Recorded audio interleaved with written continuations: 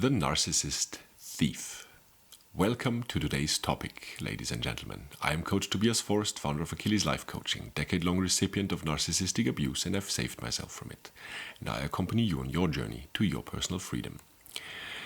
So I'm still quite elated, let's say, about the preparation of this topic, because this is in a series or movie. If it was that setting, or if it were that setting, it's just a beyond bonkers script. You can't make this stuff up. The thieving narcissist, the narcissist thief. You have to experience it to believe it, because it has such an absurdity to it. So what happens? Let's take the following example. You know that in your cupboard there is, in your drawer there is a set of knives, forks, and spoons. 8 each. Number 8. And there's a new person in your life, your new boyfriend, girlfriend, and you don't yet know that they're a narcissist. So what happens over time is, over the next few weeks and months, even during a very short period of time, the stock starts to diminish. 7 knives, 6 knives, 5 knives. The forks are, for whatever reason, numbered at 8, unchanged. 2 spoons are already missing, from 8 down to 6. And you start to wonder, where did you put this? I mean, the way you clean it, you put it back. There shouldn't be. They're too big to fall through a materializing hole in the ground.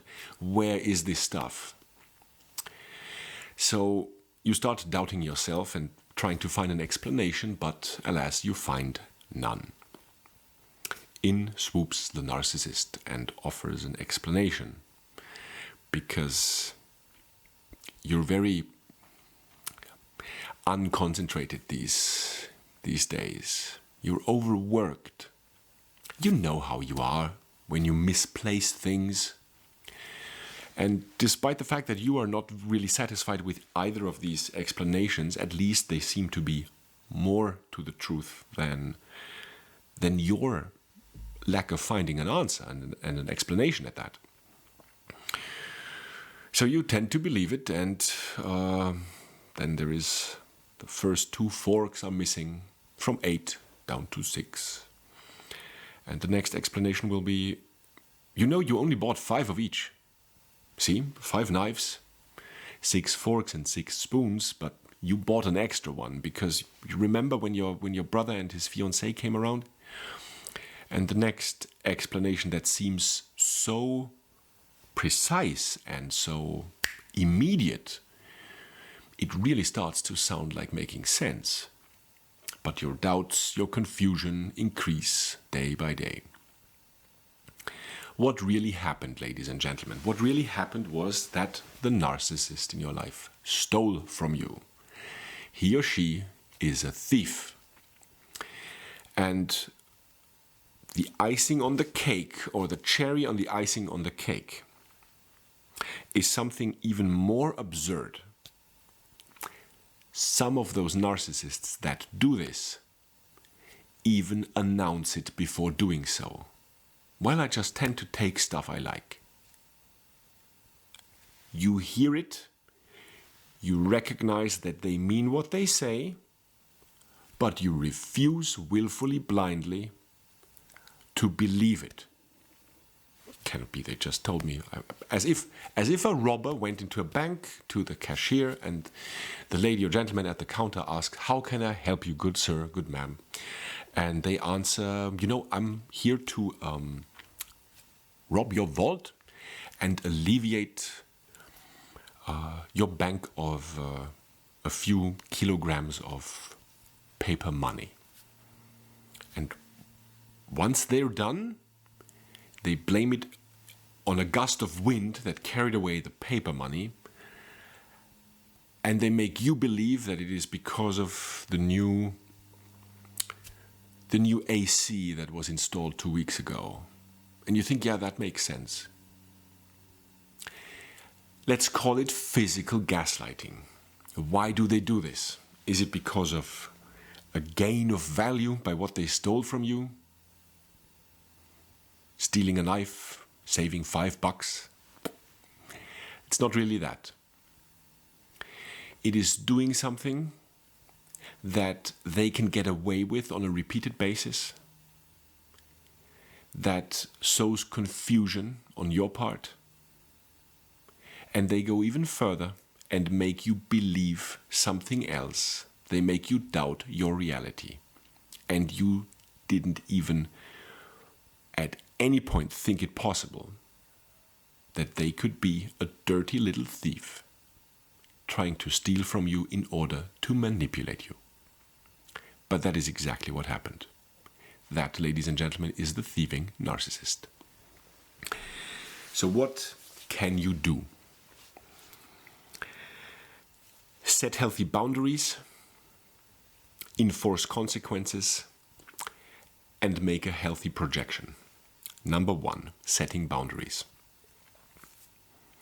After a process of you acquiring data points, that means data points plural, that means it's not enough that one knife is missing in this example.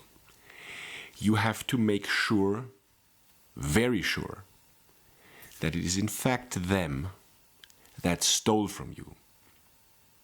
This becomes easy over time the more that gets stolen from you. One knife isn't really enough.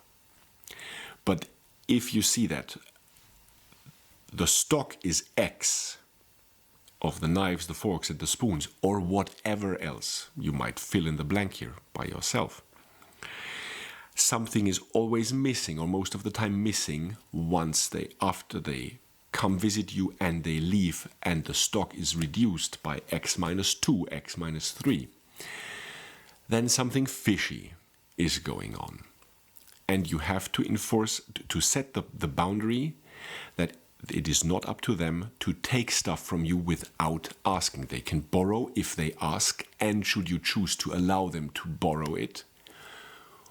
But if they steal, that leads to point number 2, what you can do about it: enforce boundaries. If you are in the healthy situation of not living together with him or her, you can refuse them entry.